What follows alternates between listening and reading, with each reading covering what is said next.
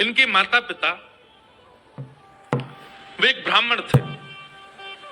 तो विप्र कुल के दो दंपति दोनों नित्य एकादशी पर श्री पंडरीनाथ भगवान का दर्शन करने जाते थे। एक दिन की बात पंडित जी के मन में आया कि हम श्री पंडरीनाथ भगवान का भोग लगाने के लिए कुछ आम ले चलें। तो आम लेकर के पंडित जी और उनकी घरवाली दोनों जब मंदिर जाने लगे तो ठाकुर जी तो इतने प्रेमी हैं भक्तों के कि मंदिर तक आम लेकर के आए, तब तक ठाकुर जी से प्रतीक्षा नहीं हुई। भगवान एक ब्राह्मण का रूप धारण करके बाहर ही चले गए और बाहर जाकर के वो ब्राह्मण दंपति से कहने लगे, हमको बहुत जोर की भूख लगी है, हम बहुत दिन से भूखे हैं, आपके पास बहुत सारे आम हैं, इसमें से 2-3 हमको दे दो। अभी कुछ दिन पहले वृंदावन में मैं था तो एक भक्त आया, वैष्णव आते मिलने। उसने कहा, महाराज जी मैंने पहली बार सोचा कि मैं श्री जी को अमरूद का भोग लगाऊं, और मैं अमरूद लेकर के बड़े भाव से बरसाने जा रहा था। नहीं तो क्या हुआ, बोले रास्ता में एक जगह टेम्पू रुका हमारा ऑटो, इतने में महाराज जी बंदर आया और सबरे अमरूद फैला के और उनमें समेट करके भाग गए। और इतने सारे बंदर आए, सब लेके भाग, एक भी नहीं बचा। मेरा मन तो बड़ा खिन्न हुआ, श्री जी नाराज है मुझसे। मैंने कहा, अरे बाबड़े श्री जी नाराज ना है, श्री जी से प्रतीक्षा ना है भाई कि तू ऊपर तक आवेगो, ऊपर अमरूद पधरावेगो, और कहीं ये बाहर खड़े पुजारी ने तेरे द्वारा दिए गए अमरूद बांट दिए तो श्री जी को तो भोग नहीं लग पाएगा। और ऐसा ही होता है, पुजारी जी को जो दे दो पुजारी जी थोड़ी देर दिखा के ऊपर सब में बांट देते हैं। तो श्री जी ने कही, इतने भाव से अमरूद लेके आ रहा हो, तो श्री जी ने अपनी गुप्त सेना भेजी, बोले बीचते ही हरण कर लाओ। और मैं सबरे अमरूद बंदर लेके भाज गए, श्री जी ने पा लियो, भोग लगा लियो। बहुत प्रेम, बहुत आस्था, बहुत भाव से ठाकुर जी को कुछ चीज अर्पित करने जाता है ना, वो मंदिर तक पहुंचे नहीं पाता, उससे पहले ही ठाकुर जी स्वीकार कर लेते हैं। अब कभी ऐसी घटना घटे तो देखना, जबरदस्ती मत करना कि रबड़ी लेके गए और बंदर कोई दिखा रहे हैं दूर से, जे ले जाए तो हम समझेंगे कि हाँ भोग लगेंगे। जबरदस्ती नहीं, अपने आप ऐसी कोई योजना बने तो समझ जाना कि श्री ठाकुर जी ने पा लिया। तो भगवान पहुंच गए, दंपति के पास जाके कहने लगे, बोले हमको आम दे दो, बहुत जोर की भूख लगी है, आप इतने सारे आम लेके जा रहे हो, इनमें से 2-3 ही दे दो। तो विप्र दंपति ने सोचा, कोई बात नहीं, 2-3 आम इनको दे देते हैं, बाकी धो धा के फिर पंडरीनाथ जी का भोग लगा देंगे। लीजिए लीजिए भैया, आप लोग पाओ। अब जैसे ही ब्राह्मणी ने आम दिया और चोखो मेला जी खूब जोर जोर से वो पंडरीनाथ भगवान जिस रूप में आए थे उस रूप में बढ़िया प्रेम से फल पाने लगे। लेकिन वो क्या करते, थोड़ी देर तो आम चूसते, पूरा आम नहीं पाते, थोड़ा सा उसमें छोड़ देते और फिर ब्राह्मणी की गोद में ही डाल देते। एक आम पाया, ये है श्री पंडरीनाथ भगवान। अब दर्शन हो गए पूरे, और ये असली चित्र है श्री पंडरीनाथ भगवान का। अब हमको ही देखो, कथा सुनो। तो यही ठाकुर जी ब्राह्मण का रूप धारण करके गए और महाराज आधे आधे आम चौंके और चौंक करके उनकी गोद में डालते जाएं। बेचारे ब्राह्मण देवता दंपति एक दूसरे को देखने लगे, बोले कि ये क्या कर रहे हैं। बोले कोई बात नहीं। 2-4 आम पा करके और उच्छिष्ट छोड़ करके उनकी गोद में ब्राह्मण तो चले गए। अभी दोनों दंपति सोचने लगे, कोई बात नहीं, 2-3 आम बचे, इनको धो के पंडरीनाथ भगवान का भोग लगा देंगे, और ये जो आम ये हमारी गोद में छोड़ गए, इनको बांध लो, कोई जानवर या कोई जीव मिलेगा उसको दे देंगे। अभी इनमें आम बचे हैं, कोई जीव खा लेगा। जैसे ही दोनों आगे बढ़े तो ब्राह्मण तो थोड़े आगे चले गए, पत्नी धीरे धीरे पीछे आ रही थी। तभी उसको अचानक इतना भार लगने लगा, वो जो उसने झोली सी बनाई थी, इतना भार लगने लगा कि एक तरफ की ओर वस्त्र खिंचने लगा। जैसे उसने देखा मेरी झोली इतनी भारी हो गई, खोल करके देखा तो वहीं एक नन्हा सा बालक था, उसी का नाम पड़ा चोखो मेला। उनका नाम चोखो मेला इसलिए पड़ा क्योंकि भगवान ने आम चौंक करके और गोद में मेल दिया, इसीलिए नाम उनका चोखो मेला। अब इनके कोई माता पिता नहीं है, ये ठाकुर जी ने इनको भेजा है। और ठाकुर जी जिसको भेजते हैं ना, वो निश्चित है कि संसार के भक्तों को पथ दिखाने के लिए भेजते हैं। हमने एक चीज अनुभव की भैया, अधिकतर भक्तों के चरित्रों में देखा गया कि उनका जन्म सामान्य हमारी तरह नहीं हुआ, कुछ ना कुछ अलग होता है। जैसे गोस्वामी तुलसीदास जी महाराज के लिए आता है कि जैसे ही उनका जन्म हुआ, जन्म लेते ही उनके 3200 दांत थे। बालक के दांत होते हैं जन्म लेते ही, तो गोस्वामी जी के दांत थे। और उनके परिवार और गांव के लोगों ने यह सोचा कि ओहो, इसके तो सारे दांत निकल आए, ये अपशगुन बालक है, अपशगुन मान करके उनको थोड़ा किनारे कर दिया। वही गोस्वामी तुलसीदास जी बन गए। सूरदास जी महाराज जन्म से ही अंधे हुए, उनके नेत्र ही नहीं थे। सब भक्त ऐसे नहीं होते, पर अधिकतर भक्तों के साथ कुछ जन्म से ही ऐसी स्थिति होती है कि जिसको संसार के लोग ये समझेंगे ये तो अपशगुन है, ये तो अच्छा नहीं हुआ। ठाकुर जी ने देखो उसके संग कैसा किया, अष्टवक्र, जन्म से ही 8 जगह से टेढ़े थे। ऐसे चोखो मेला। अब चोखो मेला को देख करके, उस बालक को देख करके ब्राह्मणी ने मन में विचार किया, अगर मैं इस बालक को लेकर के गई तो सब लोग पूछेंगे ये कैसे जन्मा, मैं सबको क्या उत्तर दूंगी, मेरी बात कोई नहीं मानेगा कि झोली में अपने आप आ गया। और इस भय से कि संसार के लोग क्या कहेंगे, उन्होंने उस बालक को एक सुरक्षित सा वृक्ष था उसके नीचे छोड़ दिया, उसको स्वीकार नहीं किया। तभी कुछ चर्मकार वहां से निकल रहे थे, उनमें से एक की दृष्टि पड़ी और उस रोते हुए बालक को देख करके उन्होंने उसको स्वीकार किया और भगवत प्रसाद मान करके एक चर्मकार परिवार ने चोखो मेला जी का पालन पोषण किया। धीरे धीरे वो बड़े हुए। अब क्योंकि उनके माता पिता चर्मकार परिवार के हैं, इसलिए कई जगह उनको मंदिर में जाने से रोक दिया जाता। पर ठाकुर जी तो किसी की जात पात नहीं देखते ना, ठाकुर जी तो सबसे प्रेम करते हैं। बंधुओं, ये सब हमने बनाया, हम मानवों ने कर दिया है ये सब विभाजन। कई बार ब्राह्मण कुल में जन्म लेने के बाद भी उतनी पवित्रता शुद्धता नहीं होती है, और कई बार इतने श्रेष्ठ कुल में न जन्म लेने के बाद भी बहुत पवित्र होता है मानव।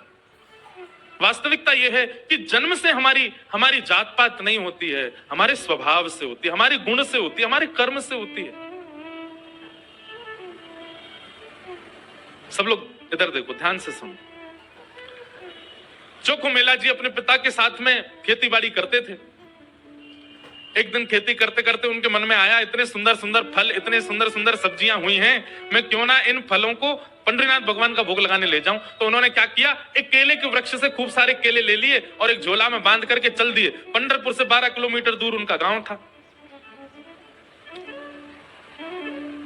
जैसे ही पहुंचे पंढरपुर, इतने आनंद में भर गए कि उन्होंने विचार ही नहीं किया। बहुत लोगों ने रोकने का प्रयास किया कि इनको मंदिर में ना घुसने दिया जाए, ये अधिकारी नहीं है, लेकिन वो तो इतने भाव में आ गए कि वो घुसते ही चले गए। और जैसे भीतर पहुंचे महाराज, लोगों ने घेर करके चोखो मेला जी को पीट दिया, बहुत मारा, उनके वस्त्र फाड़ दिए, सिर में चोट लगी, हाथ में चोट लगी, पैरों में चोट लगी, सब जगह इतना जख्म दे दिया।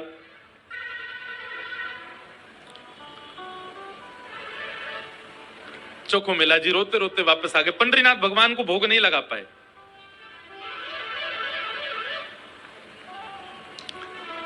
शाम का समय चोखो मेला जी अपने सब घावों को, जहां जहां से रक्त निकल रहा था, साफ कर रहे थे और गुस्सा कर रहे थे। बोले अब नहीं आऊंगा आपके पास। बैठ गए हो, ईंट के ऊपर खड़े हो गए हो, इतने सारे अपने आगे जो है धर्म शास्त्र के मर्मज्ञ लगा दिए हैं, वे सब जात पात देख करके दर्शन कराते हैं। खड़े रहो, बने रहो महाराज अपने रूप में, हम तो नहीं आएंगे आपका। अरे कुछ करने थोड़ी आया था, कुछ मांगने थोड़ी आया था, अपने खेत के बढ़िया फल लेकर के आपका भोग लगाने आया था। इतने में ही अपने रूप में, हम तो नहीं आएंगे आपका। अरे कुछ करने थोड़ी आया था, कुछ मांगने थोड़ी आया था, अपने खेत के बढ़िया फल लेकर के आपका भोग लगाने आया था। इतने में ही नील वर्ण के श्याम सुंदर पीतांबरी पहने चलते हुए चोखो मेला के पास प्रत्यक्ष प्रकट होके आ गए। चल करके आए और चोखो मेला के पास आकर के गले में गलवैया डाल करके बैठ गए। ए चोखा, नाम ही भगवान उसको चोखा बोलते। ए चोखा, तो इतना उदास क्यों हो रहा है? बोले उदास, इतना पिटवाया हमको, हाथ पांव सब तोड़ ताड़ दिए हमारे, और अब मेरे घर आ गए हो, मेरे गले में गलवैया डाल करके बैठे हो। ये सब लीला क्यों करते हो आप? वहां क्यों नहीं रोका आपने सब पुजारियों को, पंडाओं को, ये सब ब्राह्मणों को? ठाकुर जी बोले देख चोखा, वे सब मुझे पूजते तो हैं, मेरी सेवा तो करते हैं, पर मुझको पाषाण मानते हैं, मुझको मूर्ति ही मानते हैं। और जो मुझे पाषाण मानता है ना, उनके लिए मैं पाषाण ही रहता हूं। उनके लिए ना मैं बोलता हूं, ना मैं हंसता हूं, मैं बस एक टक खड़ा रहता हूं, ना मैं खाता हूं, ना मैं कुछ नहीं। तू तो मुझे पाषाण नहीं मानता ना, तू मुझे साक्षात ठाकुर जी मानता है, इसीलिए तो अपने अपने अपने बगीचे के फल लेकर के मेरे पास आया। वहां बहुसंख्यक पाषाण मानने वाले लोग हैं, इसलिए मैं उनके सामने बोला नहीं। एकांत में जब तू आ गया तो मैं तेरे पास आ गया। चल चोखा, अब तू मुझे अपने आंगन के फल खिला दे। अब देखिए, ना धर्म है, ना अर्थ है, ना काम है, ना मोक्ष है, केवल प्रेम है चोखो मेला के पास। अपने हाथों से सुंदर छिलका उतार उतार करके श्री पंडरीनाथ भगवान को अपने हाथ से खिला रहा है चोखो मेला, जिसके लिए कहीं ना कहीं हम लोग प्रतिबंधित कर देते हैं कि भगवान को सब नहीं छू सकते। वो खुद अपने घर में बैठा करके ठाकुर जी को खिला रहा है और ठाकुर जी पा रहे हैं। भगवान ने 2-3 केला पाए और 2-3 केला पाने के बाद में भगवान बोले, ए चोखा सुन, अब मत खिला, अब बाकी के जितने बच्चे हैं ये सब मेरी पीतांबरी में बांध दे। चोखा बोला, वहां जाकर के पाओगे, सारे मेरे सामने ही पा लीजिए ना, आप बांध करके क्यों ले जा रहे हो, यहीं प्रेम से पालो।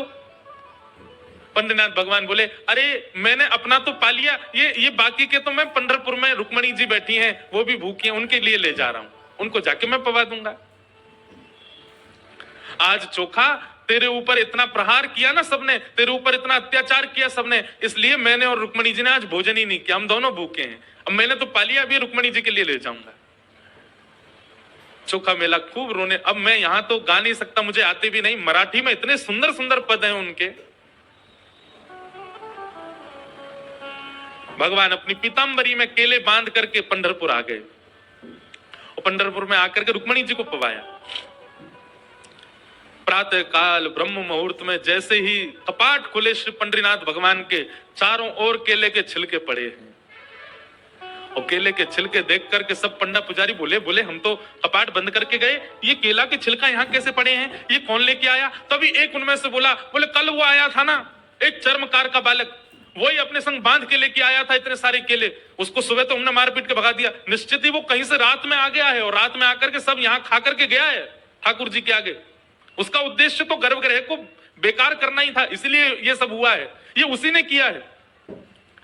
और सब पंडा पुजारी नाराज हो गए, अपने हाथ में डंडा ले ले करके कमर कस के सब पहुंच गए चोखो मेला के घर और वहां पहुंच करके घर से निकाल करके फिर पीटा उनको, फिर मारा। कितनी परीक्षा लेते हैं ठाकुर जी, हम तो नेक आदमी घबरा जाते हैं। चोखो मेला घर में सो रहे थे और घर में जाकर के वहां से घसीट करके उनको मारा सबने। बोले, अरे दुष्ट पापी, तुझको मंदिर में नहीं जाने दिया तो रात्रि तू गर्भगृह में घुस गया। चोखो मेला पिटते रहे, नेत्रों से आंसू बहाते रहे, जय हो पंडरीनाथ, कैसी लीला करते हो, सुबह पिटवाते हो, रात में आकर के खा जाते हो मेरे हाथ से। लेकिन अब की बार श्री पंडरीनाथ नाराज हो गए। पंडा पुजारी सब अपना काम करके चोखो मेला के साथ थोड़ी हाथापाई करके सब जैसे ही वापस आए, पंढरपुर में श्री पंडरीनाथ भगवान के मंदिर के मुख्य द्वार सारे अपने आप बंद हो गए और भीतर से ठाकुर जी ने ताला लगा लिया, लॉक कर लिया, बंद हो गए ठाकुर जी मंदिर के अंदर। सबने अथक प्रयास कर लिया लेकिन एक भी द्वार नहीं खुल पाया। पूरा दिन व्यतीत हो गया, बड़े बड़े कारीगर आ गए लेकिन दरवाजा तोड़ भी नहीं पाए, खोल भी नहीं पाए। तब अंत में सबको लगा हमने कोई अपराध किया है। चारों ओर पंडा पुजारी और बड़े बड़े वेदज्ञ, बड़े बड़े मनीषी सब बैठ गए, हाथ जोड़ करके पंडरीनाथ भगवान की स्तुति गाने लगे। बोले, नाथ हमसे कोई अपराध हुआ तो आप हमें बताएं, दंड दे दें, लेकिन इस प्रकार नाराज होकर मत बैठो। तभी मंदिर के भीतर से भगवान ने रुग्ण स्वर में, रोते हुए स्वर में भगवान की आवाज आई। बोले, अरे तुम बनते हो बहुत बड़े विद्वान, बहुत बड़े मनीषी, बहुत बड़े ज्ञानी, बहुत बड़े जात पात के नियोजन करता, मेरे भक्त का अपमान करते हो, मेरे भक्त को मारते हो, मेरे भक्त के साथ दुराचार करते हो, नहीं देना मुझे किसी को दर्शन। और अब जब तक पृथ्वी है तब तक यह मंदिर बंद ही रहेगा, मैं भीतर ही रहूंगा। जो मेरे परम वैष्णव भक्त होंगे उनके लिए द्वार खुलेंगे, वो अंदर आएंगे, बाकी सब बाहर खड़े रहो। सब वैष्णवों ने प्रणाम करके कहा, नाथ ऐसे नाराज मत होइए, आप बताइए हमसे क्या अपराध हो गया है, उसका प्रायश्चित कैसे होगा, कृपा करके बताओ। भगवान बोले, मेरे चोखो मेला को जिस प्रकार तुम लोगों ने सबने जुट बना करके जाकर के उसको मारा है, अब तुम सभी वेदज्ञ, तुम सभी ब्राह्मण, तुम सभी श्रेष्ठ जन पालकी सजा के लेके जाओ और चौको मेला को बिठा करके नाचते गाते उत्सव जैसे एक मेरी पालकी सवारी निकालते हो, ऐसे चौको मेला की सवारी पूरे नगर में घुमाते हुए मेरे सामने लेकर के आओ, तब मेरे द्वार खुलेंगे, तब मैं तुमको क्षमा करूंगा, नहीं तो नहीं करूंगा। बड़े बड़े विद्वान, बड़े बड़े ब्राह्मण, बड़े बड़े वेदज्ञ, बड़े बड़े मनीषी भगवान की आज्ञा मान करके गए और चौको मेला जी को जाके प्रणाम किया। एक दिव्य सिंहासन से युक्त पालकी में चौको मेला जी को विराजमान करके नाचते गाते हुए, आनंद करते हुए, उत्सव जैसे ठाकुर जी का उत्सव मनता उससे भी अधिक उत्सव मनाते हुए चौको मेला को लेकर के आए। और जैसे ही पंडरीनाथ भगवान के सामने पालकी पहुंची, अपने आप मंदिर के सारे द्वार खुल गए और मानो आज लग रहा था कि भक्त भगवान का नहीं, भगवान भक्त का दर्शन कर रहे हैं, भगवान चौको मेला का दर्शन कर रहे हैं।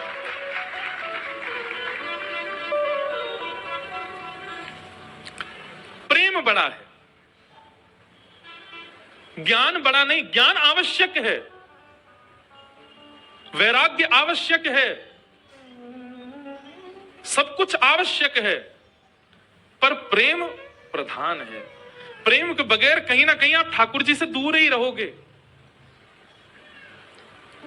इसलिए भैया, ज्ञान बहुत आवे इसकी कामना मत रखो, हमारा जप बहुत बने इसकी भी कामना मत रखो, हमारा नियम बहुत बने इसकी भी कामना मत रखो, हम नित्य तीर्थ जाते रहें ये ऐसी कामना भी मत रखो। कामना केवल एक रखो, हम जहां भी रहें, जैसे भी रहें, जिस स्थिति में रहें, हमारा प्रेम सदा बढ़ता रहे ठाकुर जी के प्रति। और श्रीमद् भागवत प्रेम प्रकट कराने वाला ग्रंथ है। ज्ञान चाहिए तो अन्य शास्त्रों को पढ़ लीजिए, वैराग्य चाहिए तो अन्य शास्त्रों के पास चले जाइए, लेकिन प्रेम चाहिए तो भागवत जी की शरण में आइए। प्रेम के वश अर्जुन रथ हाँ क्यों, प्रेम के वश अर्जुन रथ हाँ क्यों, भूल गए ठकुराई हो, भूल गए ठकुराई। क्यों? सबसे ऊंची प्रेम सगाई, सबसे ऊंची प्रेम सगाई, सबसे ऊंची प्रेम सगाई, सबसे ऊंची प्रेम सगाई। हे दुर्योधन की मेवा त्यागी, दुर्योधन की मेवा त्यागी, दुर्योधन की मेवा त्यागी, दुर्योधन की मेवा त्यागी। साक विदुर कर खाई, साक विदुर कर खाई, हाँ साक विदुर कर खाई, साक विदुर कर। करताल बजा के गाओ। सबसे ऊंची प्रेम सगाई, सबसे ऊंची प्रेम सगाई, सबसे ऊंची प्रेम सगाई, सबसे ऊंची। श्री राधा रमण लाल की।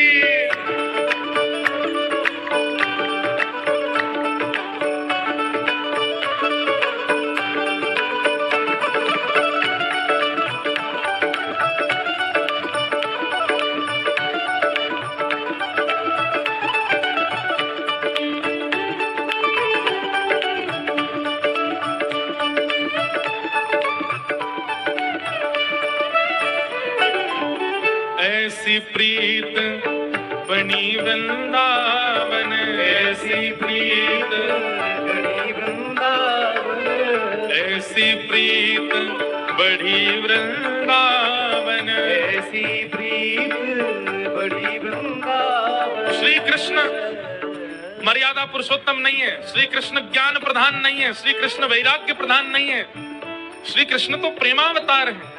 उनकी प्रत्येक लीला केवल प्रेम के वश में होकर के की गई है। ऐसी प्रीत बढ़ी वृंदावन, ऐसी प्रीत बढ़ी वृंदावन, गोपियन रास रचाई, गोपियन रास रचाई, हाँ गोपियन रास रचाई, गोपियन भाव से। सबसे ऊंची प्रेम सगाई, सबसे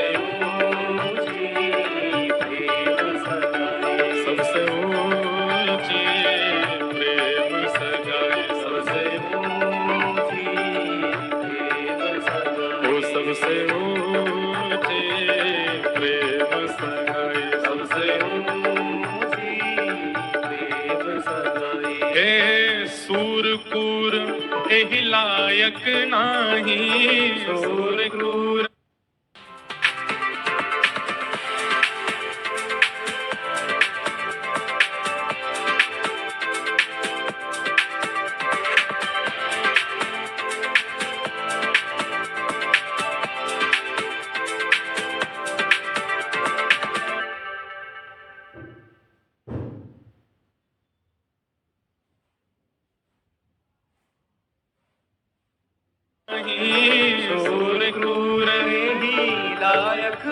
देखो इस पद में सूरदास जी अपने आप को क्या कह रहे हैं, कूर। लेकिन हम वैष्णवों को नहीं गाना चाहिए। सूरदास जी अपने आप को भले ही कुछ भी कहें, पर हमको तो उनको दास ही कहना। सूर कूर, कूर किसको कहते जानते हैं ना, ग्राम सिंह। ये तो वैष्णवों की प्रधानता, ये उनका भाव है, ये उनकी दीनता है कि वो अपने आप को कूर कह रहे हैं। पर सूरदास जी कूर नहीं हो सकते, सूर तो सूर ही है। इसलिए हम नहीं गाएंगे, हम तो यही कहें, सूरदास एहि लायक नाही, सूरदास एहि लायक नाही, सूरदास एहि लायक नाही। सूरदास एहि किस लायक नहीं है? हे केहू विधि करऊं बढ़ाई, केहू विधि करूं बढ़ाई, हाँ कहीं विधि करऊं बढ़ाई, कहीं विधि करूं बढ़ाई। वो सबसे ऊंची प्रेम सगाई, सबसे ऊंची प्रेम सगाई, सबसे ऊंची प्रेम सगाई, सबसे ऊंची प्रेम सगाई। हे दुर्योधन की मेवा त्यागी, दुर्योधन की मेवा त्यागी, दुर्योधन की मेवा त्यागी, दुर्योधन की मेवा त्यागी। हे साक विदुर घर खाई, ओ साग विदुर घर खाई, हाँ साक विदुर घर खाई, ओ साग विदुर घर खाई।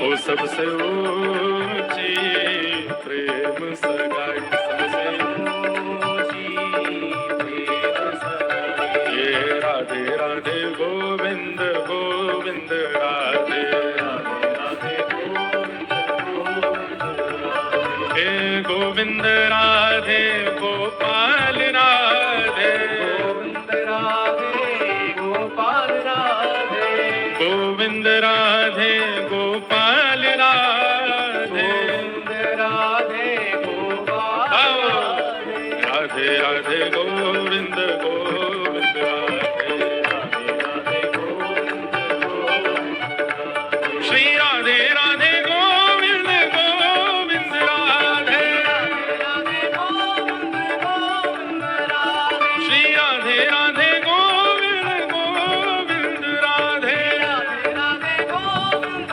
गोविंद राधे, श्री गोविंद राधे गोपाल राधे, राधे गोपाल राधे, गोविंद राधे गोपाल राधे, गोविंद राधे गोपाल राधे, जय गोविंद राधे गोपाल राधे, गोविंद राधे गोपाल राधे, जय गोविंद राधे गोपाल राधे, गोविंद राधे गोपाल राधे। हे प्यारे राधे राधे गोविंद गोविंद राधे, राधे गोविंद गोविंद राधे, जय राधे राधे गोविंद गोविंद राधे, राधे राधे गोविंद गोविंद राधे, श्री राधे राधे गोविंद गोविंद राधे, राधे राधे गोविंद गोविंद राधे, प्यारे राधे राधे गोविंद गोविंद राधे, राधे राधे गोविंद जय जय Shri Radhe. Oh no, Grace! Please, please. Goodbye पुराना है कलरिंग का तरीका। Hello streaks insta shampoo hair colour, इसे सूखे बालों पे लगाएं और 5 मिनट में धो डालें। हेयर कलर करना अब शैम्पू जितना आसान। Streaks insta shampoo hair colour.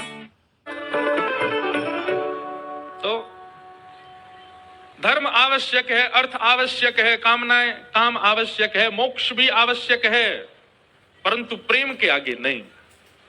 प्रेम प्रधान है।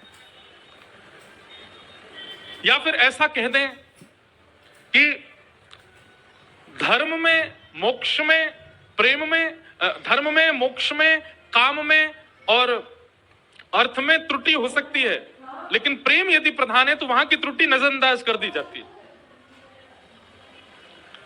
प्रेम प्रधान होना चाहिए। और भागवत की कथा वही सिखाती है, क्योंकि भागवत जी की रचना ही प्रेम के कारण हुई। श्री वेद व्यास जी महाराज ने भागवत की रचना करके अपने पुत्र सुखदेव जी को हिमालय में, जो कि निर्गुण निराकार ब्रह्म की उपासना कर रहे थे, उनको शिष्यों के द्वारा बुलवाया और संपूर्ण भागवत का ज्ञान प्रदान किया। फिर उन्हीं सुखदेव जी ने वही भागवत का ज्ञान परीक्षित को प्रदान किया। प्रश्न हुआ, ये परीक्षित कौन है? तब यहां से महाभारत का प्रसंग प्रारंभ हुआ कि यदा मृधे कौरव संजयाना वीरेस्वथो वीरगतिं गतेषु ब्रकोदरा विद्गदा विमर्श भ्रगनो रुदंडे धृतराष्ट्रपुत्रे। महाभारत का प्रसंग। सब लोग सावधानी से सुनो, इधर देखो। थोड़ा महाभारत का प्रसंग है। महाभारत का युद्ध पांडव जीत चुके हैं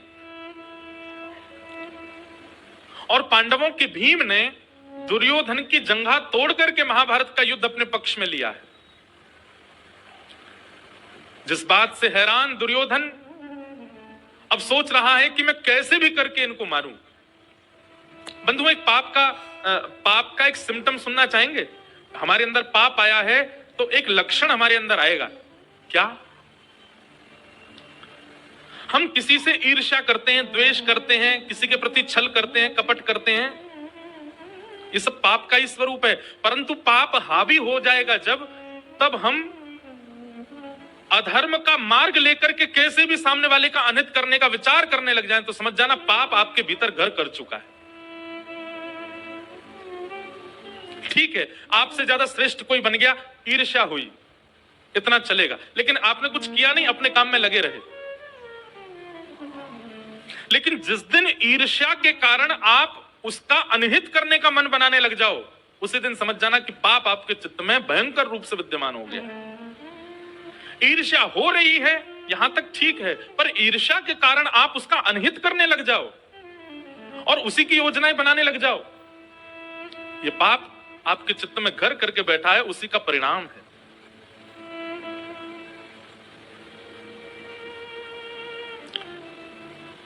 ऐसा कह दें कि जैसे बहुत गंभीर बीमारी हो जाए और वो थोड़ी बहुत स्थानों पर हो तो उसकी चिकित्सा की जाती है, लेकिन अगर वो मस्तिष्क में पहुंच जाए, ब्लड में आ जाए, आपके हृदय में उसका प्रवेश हो जाए, तो फिर उस बीमारी का कोई उपचार नहीं।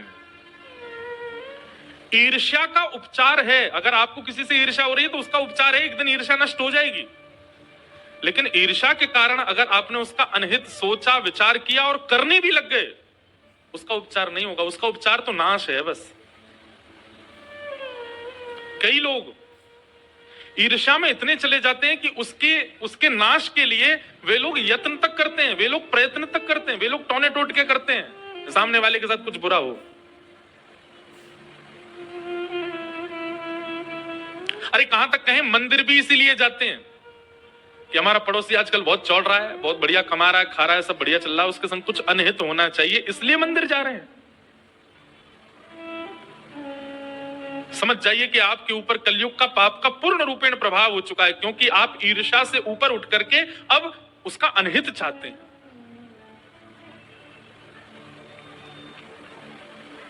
इसलिए किसी के प्रति ईर्ष्या आवे, कथा में आइए, सत्संग में आइए, गुरुजनों के पास आइए, गंगा स्नान कीजिए, यमुना स्नान कीजिए, धीरे धीरे अपने उस ईर्ष्या को नष्ट कीजिए।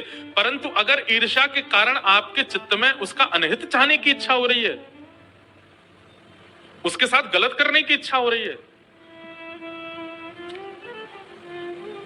आपका नाश होने से कोई नहीं रोक सकता। और वही कर रहा है दुर्योधन। दुर्योधन युद्ध हार चुका है, अचेत अवस्था में पड़ा है रणभूमि में, लेकिन तब भी उसको ये पीड़ा नहीं है कि मैं मरने वाला हूं, अपनी मृत्यु सफल बना लूं। अरे मेरे कुछ क्षण बचे हैं, मैं इन क्षणों में कुछ अच्छा कर लूं, हरिनाम संकीर्तन कर लूं, भजन कर लूं, कुछ पुण्य कर लूं। नहीं, वो थोड़े क्षणों जो उसके बचे हैं जीवन के, उनमें भी क्या सोच रहा है कि मैं क्या करूं कि पांडव भी मारे जाएं, मैं पांडवों से बदला लूं। पिक्चरों में कभी कभी दिखाया जाता है कि जब गुंडे के पिताजी मरने वाले होते हैं तो वो मरते मरते कह जाते हैं मेरी मृत्यु का बदला तू ले लेना, और फिर वो मर जाते हैं।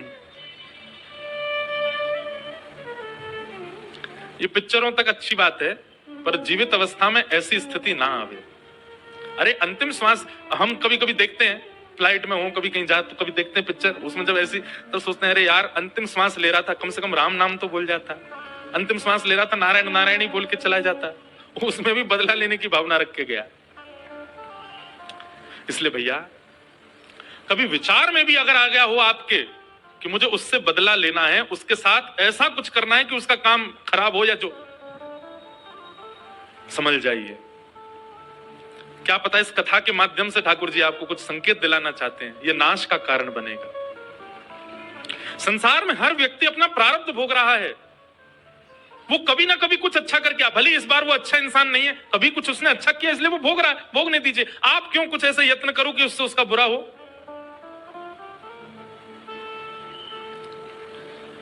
दुर्योधन अचेत अवस्था में पड़ा है और उसी समय गुरुपुत्र अश्वत्थामा दिखाई देते हैं दुर्योधन को। दुर्योधन कहता है अश्वत्थामा तुम्हें मेरा एक काम करना है। क्या? हम रणभूमि में तो पांडवों को नहीं मार पाए, पर अब हमें छल से उनको मारना होगा। हम महाभारत का युद्ध तो हार गए, पर हम यदि हस्तिनापुर की गद्दी पर नहीं बैठे तो ये पांडव भी नहीं बैठने चाहिए। अश्वत्थामा कहने लगा क्या करना है बताओ। बोले रणभूमि में तो नहीं मार पाए, सोते हुए इन योद्धाओं को इनके शिविर में जाके मार दो, सोते हुए मार दो। किसी को क्या पता चल रहा, हम भी मारे गए, वो भी मारे गए, हस्तिनापुर की गद्दी पर ना हम बैठेंगे ना वो, कम से कम चैन से मर तो पाएंगे। कितनी विषम स्थिति है कि व्यक्ति को किसी को पीड़ा देने में चैन मिलता है। ये पाप नहीं है तो क्या है, ये कलयुग का महाप्रभाव नहीं है तो क्या है। किसी को पीड़ा में देख करके आपको प्रसन्नता होने लग जाए, किसी को पीड़ा में देख करके आप खुश होते हो, ये महापाप है।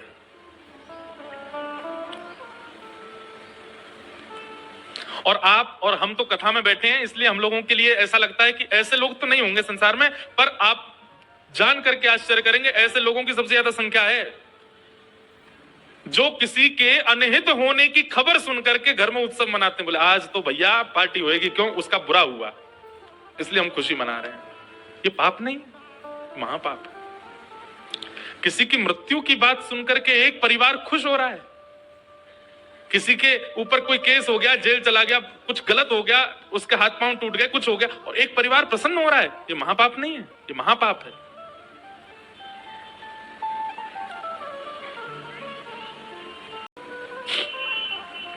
अश्वत्थामा अर्धरात्रि में गए पांडवों को मारने के लिए, लेकिन जिनके रक्षक सुदर्शन चक्रधारी उनको कौन मार सकता है। पांडवों को अर्धरात्रि में ही लेकर के भगवान कहीं और चले गए। अश्वत्थामा ने आकर के सोते हुए, अंधेरे के कारण देख नहीं पाया, द्रौपदी के सोते हुए बालकों को मार दिया और उनके सर धड़ से अलग करके एक थैला में भर के ले गया दिखाने के लिए दुर्योधन को कि देखो मैंने अपना काम कर दिया। दुर्योधन से जाकर के कहा देखो दुर्योधन मैंने काम कर दिया, मैंने 500 पांडवों को मार दिया। दुर्योधन बोला मुझे विश्वास नहीं होता। बोले इसीलिए मुझे पता था तुमको विश्वास नहीं होगा, मैं सर लेके आया उनके। दुर्योधन ने प्रकाश करके जैसे ही देखा, अरे मूर्ख, ये पांडव नहीं है, ये द्रौपदी के 5 पुत्र हैं, निर्दोष बालक।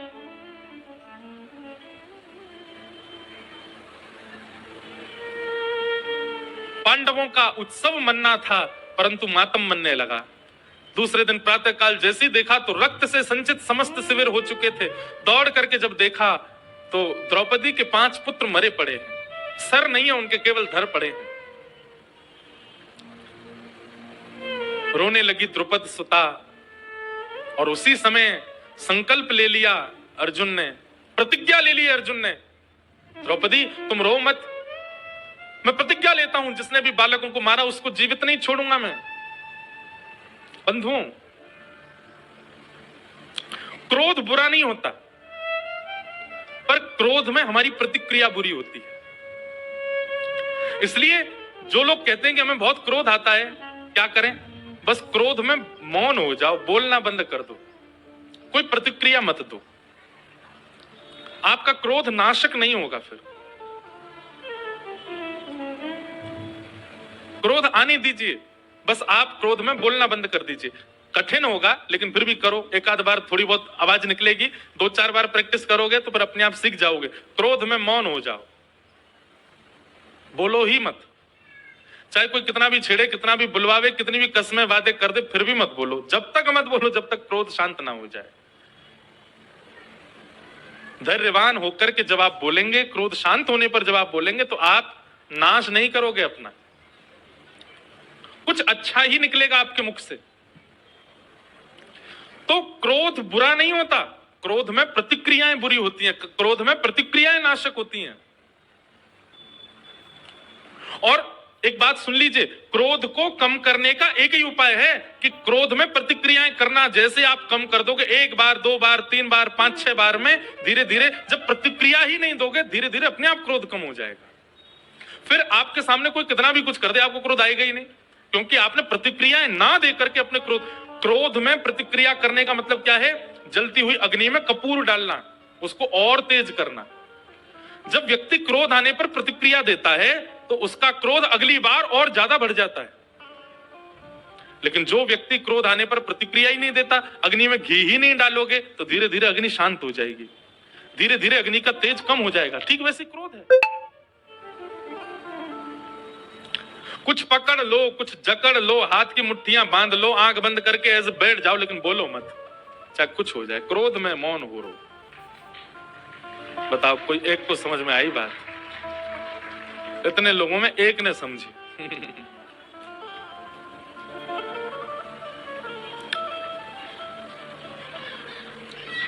अर्जुन ने प्रतिज्ञा ले ली कि मैं इन बालकों के हत्यारे को जीवित नहीं छोड़ूंगा। भगवान बोल रहे हैं, अर्जुन क्रोध में कोई निर्णय मत लो, लेकिन क्रोधी व्यक्ति किसी की सुनता नहीं है। अर्जुन बोला, आप रहने दीजिए द्वारिकाधीश, अब तो पानी सर से ऊपर जा चुका है, हमारे निर्दोष बालकों को मार दिया। मैं प्रतिज्ञा लेता हूं कि मैं इन बालकों के हत्यारे को जीवित छोड़ूंगा नहीं। भगवान बोले, अर्जुन क्षत्रिय यदि प्रतिज्ञा ले ले और उस प्रतिज्ञा को पूर्ण ना करे तो उसको 2000 वर्ष के लिए प्रेत बनना पड़ता है, नरक में जाना पड़ता है। अर्जुन बोला, तो आप क्या समझ रहे हैं? मैं केवल बात बना रहा हूं? अरे मैं आपको वचन देके कहता हूं कि जिसने बालकों का हत्या की है उसको जीवित नहीं छोड़ूंगा। भगवान बोले, देख लो। लेकिन क्रोधी व्यक्ति अपने आप को उस समय बहुत बलवान मान लेता है, वो सोचता है कि मैं कर ही दूंगा ये काम। भगवान ने 2 बार रोका लेकिन अर्जुन नहीं माना। मैं प्रतिज्ञा लेता हूं बालकों के हत्यारे को नहीं छोड़ूंगा। भगवान बोले, ठीक है। अर्जुन निकल पड़े ढूंढने किसने मारा है बालकों को। तो कृतवर्मा, अश्वत्थामा, इस प्रकार 3 लोग बचे थे बस महाभारत युद्ध में कौरव पक्ष के। और तीनों की जब जांच करवाई तो अश्वत्थामा दोषी मिले। जैसे ही दोष लगा अश्वत्थामा भागा रथ में बैठ करके, अर्जुन उसके पीछे पीछे भागे। भगवान कृष्ण रथ चला रहे थे, तभी अश्वत्थामा ने ब्रह्मास्त्र अभिमंत्रित करते हुए अर्जुन के ऊपर छोड़ दिया। ब्रह्मास्त्र का तेज आ रहा था, अर्जुन का शरीर जल रहा है, चरणों में गिर गया भगवान के, बोले प्रभु मेरी रक्षा करो, ये ब्रह्मास्त्र छोड़ दिया मेरे ऊपर। भगवान बोले, तुम भी ब्रह्मास्त्र छोड़ो, दोनों ब्रह्मास्त्र टकराएंगे, शांत हो जाएंगे। अर्जुन ने किसी प्रकार से ब्रह्मास्त्र शांत करके अश्वत्थामा को पकड़ लिया और पकड़ करके उसके हाथ और पैर बांध करके अपने रथ के चक्के से बांध दिया और घसीटते हुए लेके आ रहा है। यहां पांडवों की समस्त सेना और पांडव और द्रौपदी सब रुदन कर रहे थे, तभी किसी ने हल्ला किया, अर्जुन बालकों के हत्यारे को पकड़ लाया है। सब देखने के लिए बाहर आ गए, देखें तो सही किसने मारा इन निर्दोष बालकों को। हाथ पैर बंधे हुए अश्वत्थामा के। अश्वत्थामा कौन है? पांडवों के गुरु कृपाचार्य का पुत्र है, यानी कि गुरु पुत्र है। अश्वत्थामा को जैसे ही देखा द्रौपदी ने, तुरंत बोल पड़ी द्रौपदी, और क्या कहती है? द्रौपदी कह रही है कि तथा हतम पशुवत् पाशवत्थ मवांग मुखम कर्म जुगुप्सितेन निरीक्ष कृष्णाप कृतम गुरु सुतम वाम स्वभावा कृपयान नाम च उवाच चास्य हन्तस्य वन्धना नयनं सतिं मुच्यतामेष ब्राह्मणो नितरां गुरु। द्रौपदी बोली, अर्जुन तुम किसको पकड़ के लाए हो? अर्जुन बोला, तुम्हारे बालकों का हत्यारा है अश्वत्थामा। द्रौपदी बोली, तुम ये क्यों भूल गए हो कि ये हमारे गुरु का बेटा है, ये गुरुपुत्र है, और गुरुपुत्र गुरु के समान होता है। अर्जुन, हम क्षत्रिय हैं और ये ब्राह्मण हैं, ब्राह्मण पूजनीय होता है। अर्जुन बोला, ये सब बातें बाद की विचार की होती है, पर आतताई का कोई धर्म नहीं होता, आतताई का कोई घर परिवार नहीं होता, ये आतताई है, बालकों का हत्यारा है। इसके प्रति ये भावना थोड़ी रखेंगे कि ये गुरुपुत्र है, ये ब्राह्मण है। और मैंने प्रतिज्ञा ली है कि मैं बालकों के हत्यारे को जीवित नहीं छोड़ूंगा, मैं तो इसको मारूंगा। द्रौपदी बोली, अर्जुन क्या इसको मारने से मेरे मरे हुए 5 पुत्र जीवित हो जाएंगे? अर्जुन बोले, नहीं। सुनो, बात सुनो, कथा सुनो, अभी ताली नहीं बजाओ, कथा सुनो। द्रौपदी कहती है, क्या इसको मारने से मेरे पुत्र जीवित हो जाएंगे? अर्जुन बोला, नहीं। तो फिर उसको क्यों मारना? और दूसरी बात, अगर तुमको मेरे ऊपर इतनी दया आ रही है कि मेरे 5 पुत्र मारे गए, तो एक तरफ दृष्टि उठा करके देखोगे तो 5 पुत्र भले ही मेरे चले गए, पर 5 पति जीवित हैं। अश्वत्थामा की मां विधवा पहले हो चुकी है और केवल एक पुत्र है उनका, और इसको भी तुम मार दोगे तो ना पति है ना पुत्र है, अकेली हो जाएगी। ये महापाप नहीं होगा कि हम एक अबला दुर्बला नारी के सारे सहारों को छीन लें? मेरे 5 पुत्र छीन लिए गए, पर 5 पति जीवित हैं, मैं इनके सहारे रह लूंगी। लेकिन अश्वत्थामा की मां के लिए तो विचार करो अर्जुन, उनके पति भी नहीं है और एकमात्र पुत्र है, उसको भी मार दोगे तो पुत्र मरने की क्या वेदना होती है, ये मैं अभी जूझ रही हूं इससे, मुझे पता है। मैं नहीं चाहती कि जिस वेदना में एक मां है उस वेदना में दूसरी मां भी जाए। अश्वत्थामा, अर्जुन मेरी आज्ञा मानिए, क्योंकि मेरे पुत्र मरे हैं, अश्वत्थामा को मत मारो। अर्जुन अब सोच में पड़ गए, मैं क्या करूं। युधिष्ठिर की ओर देखा, भैया आप आज्ञा कीजिए, आप समझाइए ना द्रौपदी को। युधिष्ठिर कहने लगे, नहीं अर्जुन, द्रौपदी ठीक कह रही है, द्रौपदी की बात में बल है, अश्वत्थामा को मत मारो। भीम कहने लगा, बोले सबको छोड़ अर्जुन, तू तलवार मुझे दे, मैं मार देता हूं इसको। नकुल सहदेव की ओर देखा, नकुल सहदेव भी बोले, हम भी द्रौपदी के पक्ष में, इसको मत मारो। प्रजा की ओर देखा तो प्रजा कहने लगी, हमारे हवाले कर दो, हम मार देंगे। और सबकी ओर देखते हुए जब अंत में श्री कृष्ण की ओर देखा तो आलोक्य वदनम सख्य, अर्जुन ने जब श्री कृष्ण की ओर देखा, अपने सखा की ओर देखा, भगवान ने जैसे मानो एक रूठा हुआ व्यक्ति अपना मुख फेर लेता है, ऐसे ठाकुर जी ने रूठ के मुख फेर लिया। क्यों? क्योंकि भगवान तो पहले ही मना कर रहे थे अर्जुन को कि अर्जुन ये प्रतिज्ञा मत ले, तू बालकों के हत्यारे को मार देगा। लेकिन अर्जुन ने तब नहीं माना था। भगवान के चरणों में प्रणाम करके बोलने लगा, बोले प्रभु आप आज्ञा कीजिए ना, मैं क्या करूं? भगवान बोले नहीं नहीं, तू तो पहले ही निर्णय ले चुका था, अपनी प्रतिज्ञा पूरी कर। और मेरे से क्यों पूछ रहा है? द्रौपदी के बालक मारे गए हैं, द्रौपदी की जो आज्ञा हो वो कर। अब देख अर्जुन, तेरी प्रतिज्ञा है कि बालकों के हत्यारे को मारेगा तो इसको मार दे, लेकिन द्रौपदी के बालक मारे गए हैं तो द्रौपदी की आज्ञा के बिना तू नहीं मार सकता। द्रौपदी कहती है नहीं मारो तो इसको मत मारना। लेकिन भीम तुम्हारे बड़े भैया हैं, वो कह रहे हैं कि तू हट जा, मैं मार दूं, तो उनकी आज्ञा मानो। लेकिन युधिष्ठिर तुम्हारे सबसे बड़े भैया हैं, उनकी बात तो तुमको माननी चाहिए। वो कह रहे हैं मत मारो, तो तुमको नहीं मारना चाहिए। मारो मत मारो, मारो मत मारो, मारो मत मारो। भगवान ने इसी के बीच अर्जुन को छोड़ दिया। अर्जुन बोला सबकी छोड़ो, आप अपनी राय बताओ, मैं क्या करूं? भगवान मंद मंद मुस्काए, बोले सोच ले, दे दूं राय? बोले हाँ, करेगा ना पालन? बोले बिल्कुल करूंगा।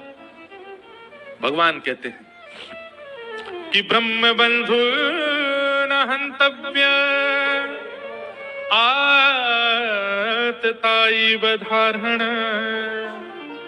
मय्यैवो भयमां मातम परिपायानुशासनम्।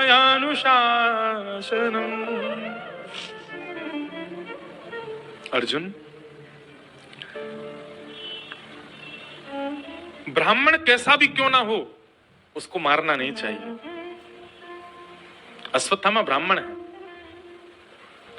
हमारे शास्त्रों में दो विधान है, एक तो माताएं बहनों के और एक ब्राह्मण को। ऐसा कहा गया कि कितना भी बड़ा दंड करें, कितना भी बड़ा अपराध करें, इनको मृत्यु दंड नहीं मिलना चाहिए। आजीवन कारावास दे दो, जीवन भर के लिए जेल में डाल दो, मृत्यु ही जेल में हो वो ठीक है, पर मृत्यु दंड नहीं देना है, ना तो माताओं को और ना ही ब्राह्मण को। अब किसी ने मुझसे कहा, बोले आप तो ब्राह्मणों का पक्ष लोगे क्योंकि स्वयं ब्राह्मण हो। एक बात हमारी ध्यान से सुनना, ये ब्राह्मणों के कहीं कहीं जो प्रशंसा के प्रसंग आते हैं ना, कि ब्राह्मणों के संग ऐसा नहीं करना, ब्राह्मणों को ये नहीं करना, इसका मतलब क्या है? ठाकुर जी कह रहे हैं बाकी सबको तो उनके कर्म का दंड आप दे दो, लेकिन ब्राह्मण यदि कुछ गलत करेगा तो उसको दंड आप नहीं देना, उसको दंड मैं दूंगा। उसको दंड देने का अधिकार मेरे हाथ में है। और देखो, हम आप सब दंड देंगे तो नेक नेक ही दे देंगे, लेकिन ठाकुर जी जब दंड पानी बनते हैं ना, हमारी कथा हुई थी 1 महीना की नासिक में, 1 महीना कथा की थी। नासिक कथा में हमने दंड पानी भगवान का वर्णन किया। इतना भयावह रूप होता है जब ठाकुर जी दंड पानी बनते हैं। तो ब्राह्मण कोई अपराध करे तो इसका मतलब यह नहीं कि भागवत जी उसको छूट दे रही है कि चलो तुमको मृत्यु दंड नहीं। ब्राह्मण यदि कोई अपराध करेगा और कोई भी अपराध करे उसको दंड यही मिल जाएगा, लेकिन ब्राह्मण जब अपराध करता है तो ठाकुर जी दंड पानी रूप धारण करते हैं और कहते हैं तुझको तो मैं देखूंगा, तू आ मेरे पास। और ब्राह्मण को दंड भगवान देते हैं।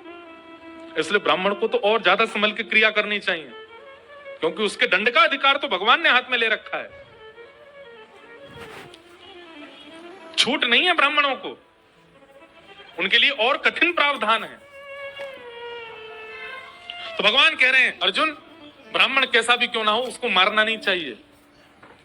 लेकिन तुरंत भगवान कहते हैं पर अर्जुन, बालकों का हत्यारा कोई भी क्यों ना हो उसको छोड़ना नहीं चाहिए। अर्जुन बोला गलती कर दी आपसे पूछ के तो मैंने, ये कैसा निर्णय दिया आपने? आप कह रहे हो ये ब्राह्मण है इसको मारो मत, और कह रहे हो ये बालकों का हत्यारा इसको छोड़ो नहीं। ठाकुर जी बंधुओं ऐसे ही क्रीड़ा करते हैं। कई बार ठाकुर जी की ना में हां होती है और कई बार ठाकुर जी की हां में ना होती है। ये तो गुरुजन ही बता सकते हैं कि वो हां कर रहे हैं कि ना कर रहे हैं। कई बार हमें लगता है कि ठाकुर जी की शायद इसमें रजामंदी है, पर नहीं, वो दिखाएं ऐसा रहे कि उनकी रजामंदी पर है नहीं है। श्री कृष्ण के आश्रय में रहना बहुत आसान नहीं है, बहुत दिमाग घूम जाता है महाराज।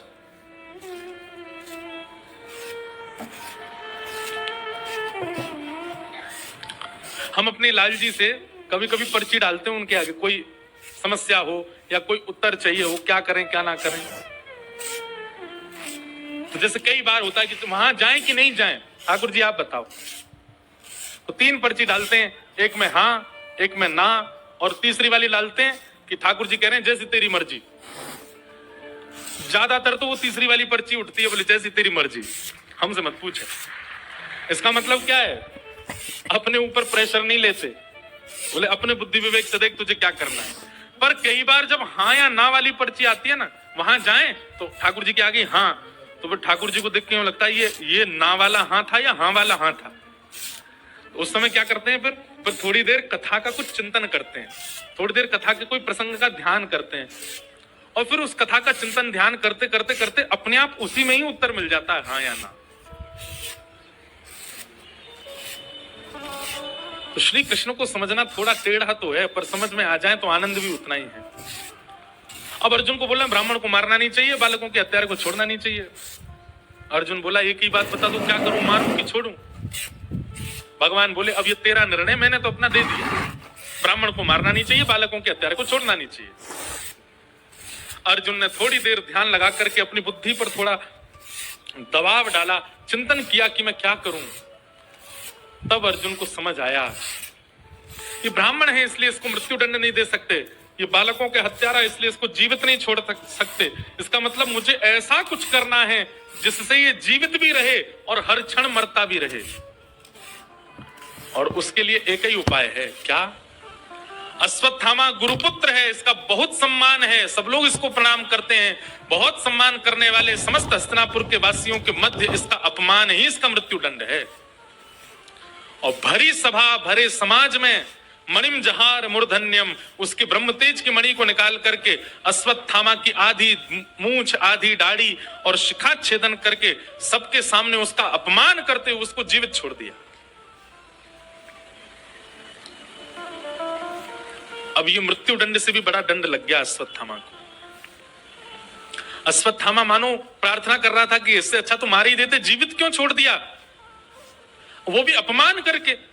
अब तो अश्वत्थामा जहां से भी निकले सब ईंट पत्थर फेंकें, कंकड़ फेंकें, उसको अपशब्द कहें, कोई भी अपने घर में कोई भी उसका मुख देखना नहीं चाहता, सब उसके प्रति हीन भावना रखने लगे। जहां भी अश्वत्थामा पहुंच जाता है सब लोग अपने घरों में चले जाते हैं, छतों से ईंट पत्थर फेंकने लगते हैं। ऐसी अश्वत्थामा की स्थिति कर दी। ये जीते जी मृत्यु के समान हो गया अश्वत्थामा का। आज भी अश्वत्थामा जीवित है, चिरंजीवी है। अश्वत्थामा ने अपने अपमान का बदला लेने का मन बना लिया, बोले इसने ठीक नहीं किया मेरे साथ, मैं बदला तो लूंगा। पांडवों के 5 वंशधरों को मैंने मार दिया, अब इनके वंश में केवल एक बालक है जो इनका तर्पण करने वाला होगा, जिसका भी जन्म ही नहीं हुआ, जो अभी मां के गर्भ में है। कौन? अर्जुन के पुत्र अभिमन्यु की पत्नी के गर्भ में पल रहा नवजात बालक। यदि उसको मैंने मार दिया जन्म लेने से पहले ही, तो ये पांडव, इनके यहां कोई जल देने वाला भी नहीं बचेगा, इनके यहां कोई श्राद्ध करने वाला भी नहीं बचेगा। और गर्भवती उत्तरा को मारने के लिए ब्रह्मास्त्र छोड़ दिया अश्वत्थामा ने। उत्तरा के गर्भ की ओर जैसे ही ब्रह्मास्त्र आने लगा, व्याकुल हो गई उत्तरा, दौड़ने लगी द्वार की ओर। तभी देखा कि भगवान श्री कृष्ण रथ में बैठे हैं, चारों तरफ सब पांडव और हस्तिनापुर के वासी भगवान को विदा कर रहे हैं, भगवान द्वारिका को प्रस्थान कर रहे हैं। तभी दोनों भुजा उठा करके उत्तरा दौड़ी दौड़ी गई कि पाही पाही महायोगिल देव देव जगतपते नान्यम तद भयम पश्ये यत्र मृत्यु परस्परम। दौड़ी दौड़ी गई उत्तरा और भगवान के चरणों में प्रणाम करने लगी, हे जगतपति आप मेरी रक्षा करो, आप ही मेरी लाज बचा सकते हैं नाथ। उत्तरा को दोनों भुजा उठा के दौड़ते आते देख भगवान ने अपना रथ रोक दिया। तुरंत भगवान ने मनस्थिति पहचान ली, अरे अश्वत्थामा ने इसके ऊपर ब्रह्मास्त्र छोड़ दिया इसके बालक को मारने के लिए। भगवान एक रूप से बाहर खड़े हैं, दूसरे रूप से अंगुष्ठ मात्र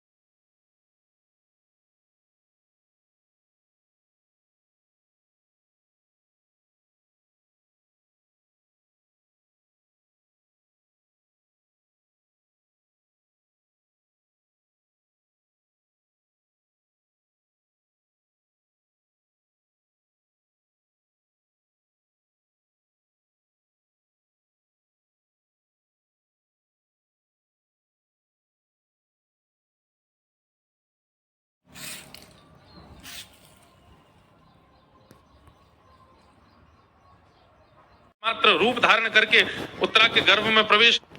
अरे अश्वत्थामा ने इसके ऊपर ब्रह्मास्त्र छोड़ दिया इसके बालक को मारने के लिए। भगवान एक रूप से बाहर खड़े हैं, दूसरे रूप से अंगुष्ठ मात्र रूप धारण करके उत्तरा के गर्भ में प्रवेश किया और अपनी चक्रा नाम की गदा को इतनी द्रुत गति से घुमाया, आकाश में ही ब्रह्मास्त्र नष्ट हो गया और उस बालक की रक्षा हो गई। नहीं मार पाया अश्वत्थामा। बंधुओं, महानता ये नहीं कि ठाकुर जी ने उत्तरा के गर्भ में प्रवेश करके बालक की रक्षा की। महानता ये थी कि जैसे आप सबने अभी ताली बजाई ना, ऐसी पांडवों ने भी ताली बजाई थी जब आकाश में ब्रह्मास्त्र नष्ट हो गया और सब जय जयकार करने लगे, द्वारिकाधीश की जय, कृष्ण कन्हैया लाल की जय, हमारे नटवर गोपाल की जय, अरे हमारे लाला ने आज उत्तरा के गर्भ के बालक को बचा लिया। महानता ये थी कि ठाकुर जी पांडवों को शांत करते हुए कहने लगे, अरे तुम पागल हो, मेरी जय जयकार क्यों कर रहे हो? सब कहने लगे, आपने उत्तरा के बालक को बचा। बोले, मैं तो तुम्हारे सामने खड़ा हूं, मैं तो हिला भी नहीं यहां से, मैंने कैसे बचा लिया? पांडव बोले, तो फिर कैसे बचा?